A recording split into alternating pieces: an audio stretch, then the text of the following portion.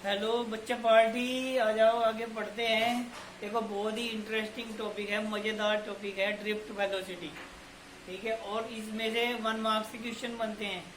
NCERT में example भी हैं, तो बहुत ही इंटरेस्टिंग चैप्टर है, मजा आने वाला। जरा ध्यान से वीडियो को देखते रहो तो बहुत ही इंटरेस्टिंग चैप्टर, देखो कितना मजा आएगा। ठीक है, मजा लेके पढ़ोगे इसको तो मजा आएगा, समझ में आएगा, मजा आएगा तो समझ में आएगा, समझ में आएगा तो मजा आएगा। देखो ये हमारा एक कंडक्टर है। कंडक्टर कंडक्टर क्यों है? क्योंकि वो टिकट बांटता है बस में, इसलिए कंडक्टर है? नहीं, ये कंडक्टर इसलिए कंडक्टर है, इसके पास फ्री इलेक्ट्रॉन है, इसलिए हम इसको कंडक्टर बोलते हैं। देखो ये एक इसमें डायग्राम बना हुआ है। ठीक है, उसमें मैंने 2 एटम बन, सपोज करो ये एल्यूमिनियम कंडक्टर है हमारा। एल्यूमिनियम के मैंने 2 एटम इसमें बनाए हुए हैं। ठीक है, एल्यूमिनियम का एटॉमिक नंबर होता है 13 और उसका कॉन्फ़िगरेशन हो जाएगा 283। न्यूक्लियस में इसके 13 पॉजिटिव हो जाएंगे, और ये फर्स्ट इसका जो ऑर्बिट होगा इसमें 2 इलेक्ट्रॉन होंगे, सेकंड वाले में 8 इलेक्ट्रॉन होंगे, और थर्ड वाले में 3 इलेक्ट्रॉन हो जाएंगे।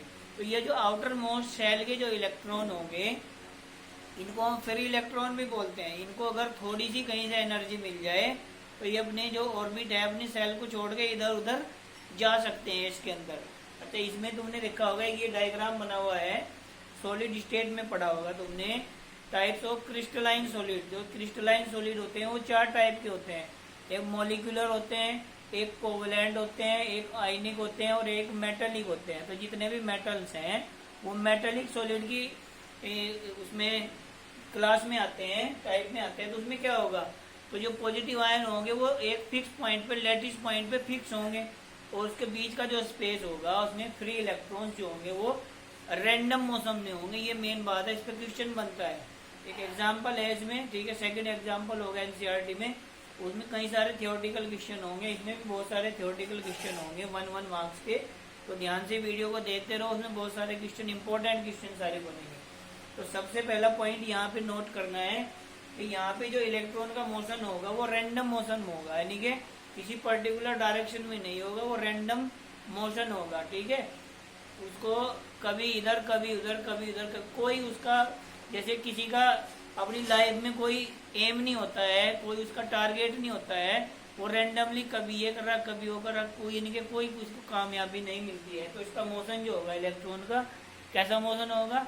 रैंडम मोशन होगा। उस रैंडम मोशन की वजह से इसमें ये करंट कंस्टिट्यूट नहीं कर सकता है। देखो अगर इसको हमने एक यहाँ पे ये बल्ब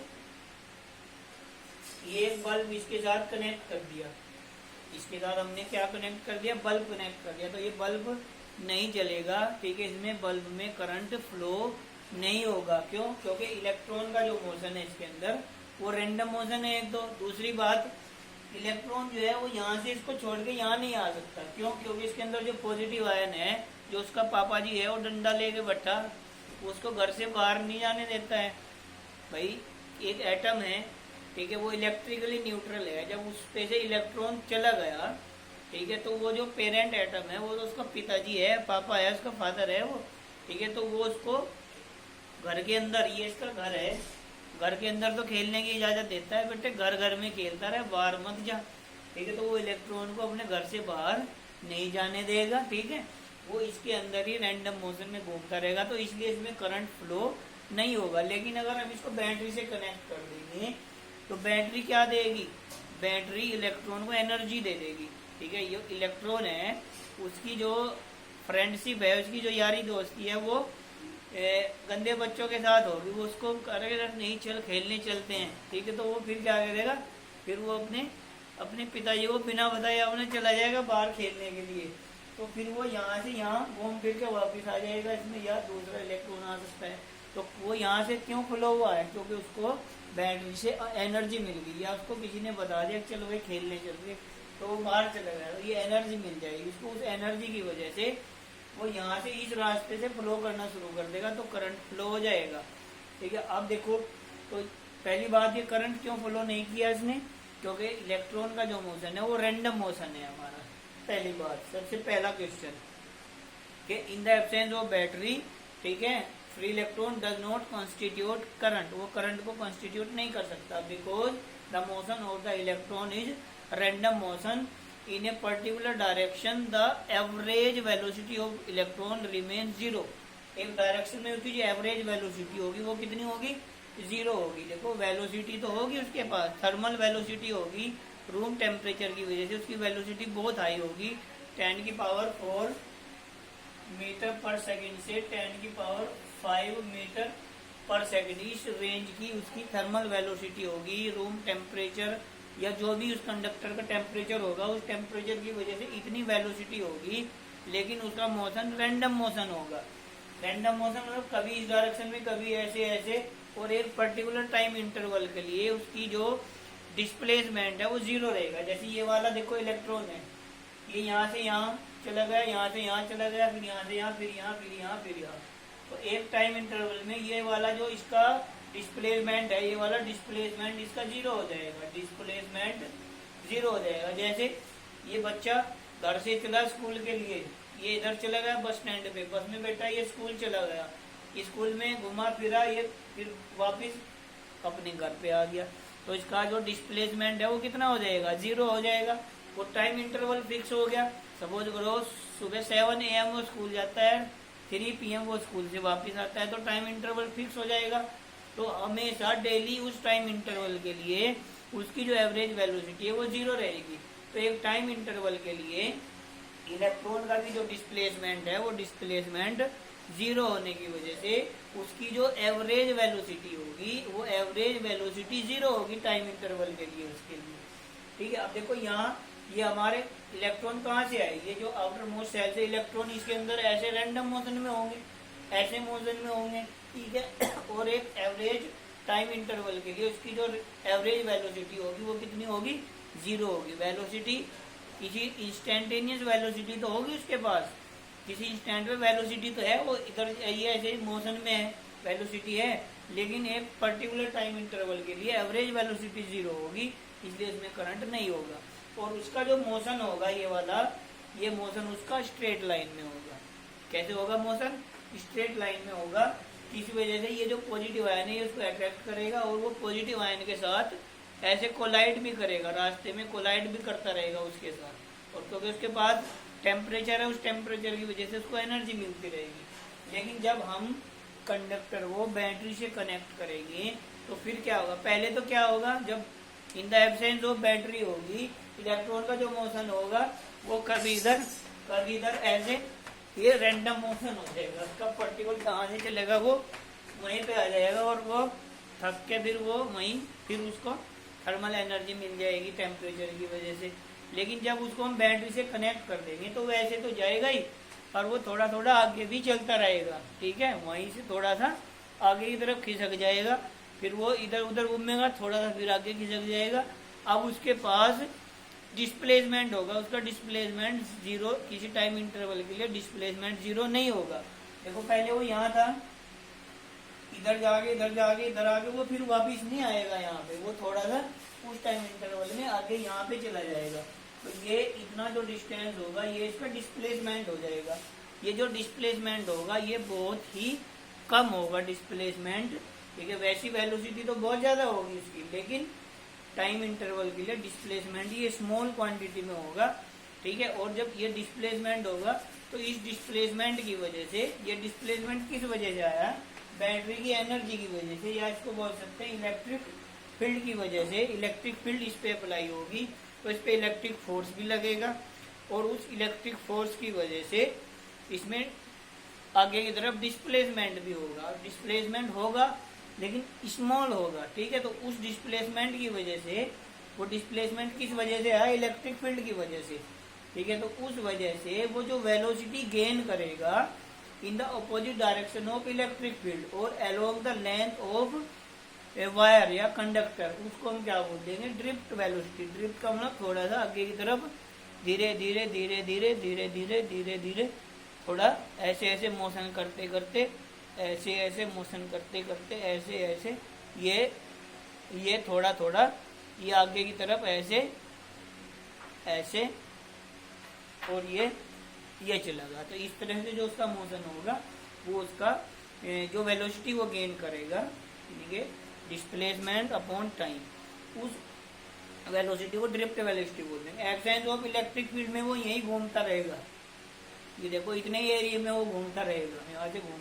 लेकिन जब बैटरी कनेक्ट हो जाएगी तो फिर वो ऐसे ऐसे करता करता ऐसे ऐसे ऐसे ऐसे ऐसे थोड़ा सा वो डिस्प्लेस हो जाएगा, ठीक है। तो वो उसी को हम बोल देंगे ड्रिफ्ट वेलोसिटी, ठीक है। Velocity gain by the free electron opposite to the electric field by the use of energy of the source, वो सोर्स की एनर्जी को यूज करके उस वेलोसिटी को गेन करेगा along the length of the conductor is known as drift velocity. इसको D से हम रिप्रेजेंट करते हैं और उसकी रेंज होती है 10⁻⁴ मीटर पर सेकंड से 10⁻⁵ मीटर पर सेकंड। ज्यादातर केसेज में 10⁻⁴ मीटर पर सेकंड की ही इसकी रेंज होगी, यानी कि बहुत कम है ये मिलीमीटर में, ठीक है। अब देखो यहाँ से इक्वेशन बनेगा, जब फील्ड की एब्सेंस होगी तो इलेक्ट्रॉन का जो मोशन होगा वो होगा स्ट्रेट लाइन में। In the absence of electric field, ठीक है, the motion of electron is along the straight line, वो स्ट्रेट लाइन में मोशन होगा। लेकिन जब हम इलेक्ट्रिक फील्ड अप्लाई कर देंगे, ये एक पॉजिटिव आयन है, ठीक है, ये हमारा इलेक्ट्रॉन है, ये हमारा सपोज करो ये यहाँ पे इलेक्ट्रॉन है, ये वाला, ये हमारा पॉजिटिव नेगेटिव। अब देखो इस पे इलेक्ट्रिक फील्ड भी किधर को है, ये पॉजिटिव नेगेटिव, ये इलेक्ट्रिक फील्ड की डायरेक्शन है हमारी इलेक्ट्रिक फील्ड। तो उस पे दो फोर्स लगेंगे इलेक्ट्रॉन पे, एक फोर्स तो लगेगा ये वाला force of attraction positive ion की वजह से, और एक फोर्स लगेगा इस बैटरी के पॉजिटिव टर्मिनल की वजह से और नेगेटिव की वजह से भी। तो इलेक्ट्रिक फील्ड की वजह से जो फोर्स लगेगा वो फोर्स लगेगा हमारा ऐसे इस डायरेक्शन में, F vector is equal to minus E vector, इसको बोल देंगे। माइनस साइन यहाँ पे शो करता है कि फोर्स की जो डायरेक्शन है वो इलेक्ट्रिक फील्ड के ऑपोजिट है। अब इलेक्ट्रिक फील्ड इधर को है तो इलेक्ट्रॉन पे फोर्स इधर को हो जाएगा। तो दो फोर्स है इसके पास, तो जब दो फोर्स होंगे तो उनका रिजल्टेंट यहाँ पे बीच में हो जाएगा। तो ये फिर चेंज होता रहेगा, जब ये यहाँ से यहाँ पे आ जाएगा तो ये फोर्स की डायरेक्शन हो जाएगी, ये हो जाएगी, फिर ये आगे आ जाएगा तो ये फोर्स की डायरेक्शन। तो दो फोर्स होने की वजह से उसका जो मोशन होगा वो कर्व्ड पाथ पे होगा।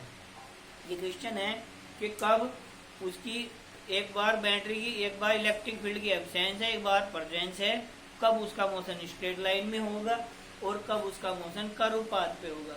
तो in the absence of battery the motion of electron is along the straight line, in the presence of battery the motion of electron is along the curve path, वो फिर curve path पे होगा। ये इसमें question बनता है, ठीक है। एक दूसरा इसमें क्वेश्चन बनता है कि जो नंबर ऑफ फ्री इलेक्ट्रॉन होंगे वो बहुत ज़्यादा होंगे, इतने ज़्यादा होंगे कि हमारी सोच से भी बहुत बहुत आगे जब परे होंगे। 10⁻28 पर मीटर क्यूब, 1 मीटर क्यूब में नंबर ऑफ इलेक्ट्रॉन 10⁻28। जैसे वाटर फ्लो करते हैं ना किसी नदी में, लाखों करोड़ों अरबों million billions of molecules of water flow करते हैं, तो ऐसे ही कंडक्टर के अंदर बिलियंस ऑफ इलेक्ट्रॉन फ्लो करते हैं उसके अंदर। अब इस पे देखो ये बात ध्यान रखना, अपने दिमाग में बिठा लेना कि नंबर ऑफ जो इलेक्ट्रॉन होंगे वो बहुत लार्ज होगा और उसकी जो ड्रिफ्ट वेलोसिटी होगी वो बहुत ही स्मॉल होगी, 10⁻⁴ मीटर पर सेकंड की रेंज की होगी। अब देखो फिर भी इसमें इतना करंट कैसे आ जाता है, एक तो ये क्वेश्चन बनता है, और उसकी स्पीड बहुत कम है तो करंट इतनी जल्दी इंस्टेंटेनियस कैसे फ्लो हो जाता है, ठीक है। तो इसका आंसर ये होगा, जब इसको हम बैटरी से कनेक्ट करेंगे तो with the speed of light, light की स्पीड 3 × 10⁸ मीटर पर सेकेंड, इतनी स्पीड से इसके अंदर हर एक पॉइंट पे इलेक्ट्रिक फील्ड इंटेंसिटी जनरेट हो जाएगी। जैसे ही हम इसको स्विच को ऑन करेंगे, स्विच ऑन करते ही इस पूरे कंडक्टर के अंदर हर एक पॉइंट पे इतनी जल्दी, देखो कितनी स्पीड से, 3 × 10⁸ मीटर पर सेकेंड स्पीड से, with the speed of 3 × 10⁸ metre per second, electric field intensity generate at all the points inside the conductor. Conductor के अंदर हर एक पॉइंट पे इलेक्ट्रिक फील्ड इंटेंसिटी सेटअप हो जाएगी, ऐसे बोल सकते हैं, ठीक है। Eight every point electron start drifting, जो इलेक्ट्रॉन जहाँ है वो वहीं से चलना शुरू कर देगा। तो करंट कंस्टिट्यूट करने के लिए इलेक्ट्रॉन को एक टर्मिनल से दूसरे टर्मिनल तक आने की जरूरत नहीं है। ये नहीं है कि इलेक्ट्रॉन जब यहाँ से यहाँ पे आएगा तभी करंट फ्लो होगा। जो इलेक्ट्रॉन जहाँ पे है वो वहीं से ड्रिफ्ट करना शुरू कर देगा, वहीं से वो चलना शुरू कर देगा। जो इलेक्ट्रॉन यहाँ पे है, ठीक है, यहाँ पे वो इधर आ जाएगा, फिर यहाँ पे पूरे में इलेक्ट्रॉन है, कितने इलेक्ट्रॉन है, बहुत बिलियन बिलियन ऑफ इलेक्ट्रॉन है, ठीक है, तो वो सारे के सारे चलना शुरू कर देंगे। तो इसकी वजह से इसमें करंट इतनी जल्दी सेटअप हो जाता है, ठीक है। और नंबर ऑफ इलेक्ट्रॉन्स लार्ज होने की वजह से इतना लार्ज करंट इनमें सेटअप हो जाता है, ठीक है। ड्रिफ्ट वेलोसिटी भले ही उसकी कम हो, लेकिन हर एक पॉइंट पे इलेक्ट्रिक फील्ड होने की वजह से हर एक पॉइंट पे electron start drifting. So current large amount of current flow in the conductor में large amount of current flow हो सकता है। ये 3-4 इसमें क्वेश्चन बनते हैं। दोबारा फिर देख लो, ठीक है। एक तो ये होगा कि एब्सेंस ऑफ बैटरी में उसका करंट फ्लो क्यों नहीं होगा, because the motion of electron is random motion, ठीक है। Average velocity for particular interval of time remains zero, उसकी जो एवरेज वेलोसिटी है वो जीरो रहेगी। ये वाला क्वेश्चन मिलेगा। दूसरा, in the absence of battery the motion of electron is along a straight line, in the presence of battery the motion of electron is along curve path, तो उसका वो होगा, ठीक है। नेक्स्ट क्वेश्चन बनता है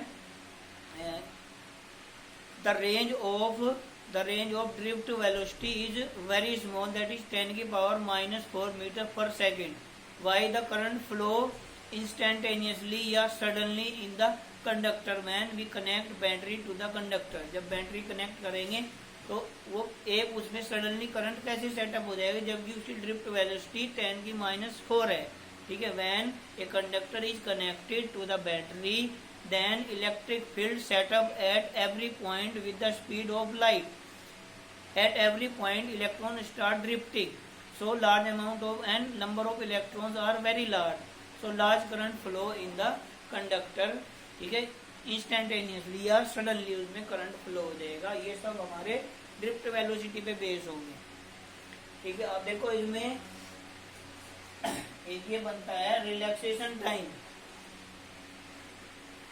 रिलैक्सेशन टाइम, रिलैक्सेशन टाइम।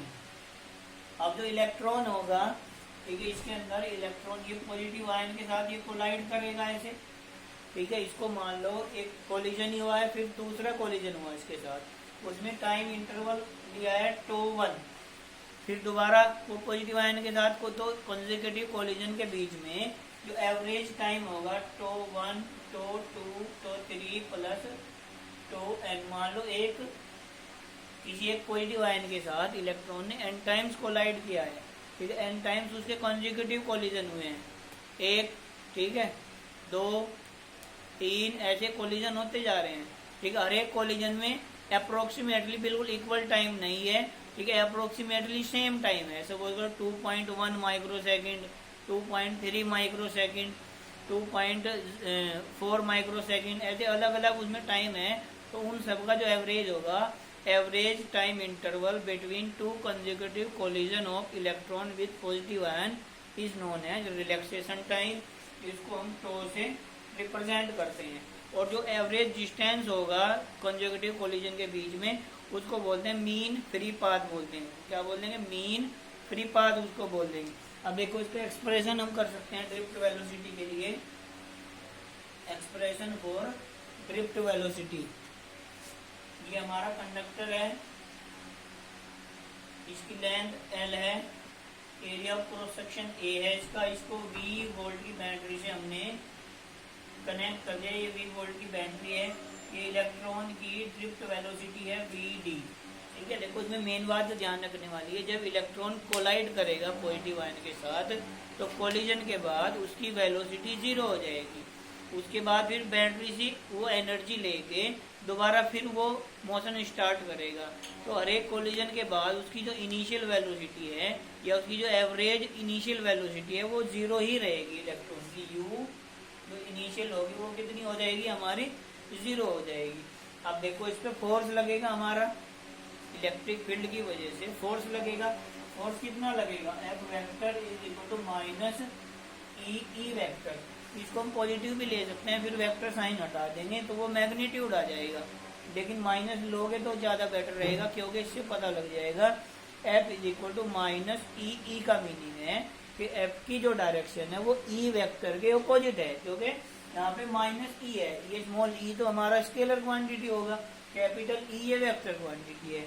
जैसे ये आई कैप और माइनस आई कैप, तो मीनिंग क्या हो गया, दोनों की डायरेक्शन अपोजिट होगी। ऐसे ई वेक्टर और माइनस ई वेक्टर दोनों की डायरेक्शन एक दूसरे के अपोजिट हो जाएगी, तो ये हमारा फोर्स आ जाएगा। इससे हम एक्सीलरेशन निकाल लेंगे, A vector is equal to F vector upon M vector, तो minus E vector upon M, ये एक्सीलरेशन आ जाएगा। ठीक है, तो इसमें लिख देंगे after each collision of electron with the positive ion the initial velocity becomes zero, तो उसकी इनिशियल वेलोसिटी हमारी u की वैल्यू जीरो रहेगी। अपने v निकालना है, तो v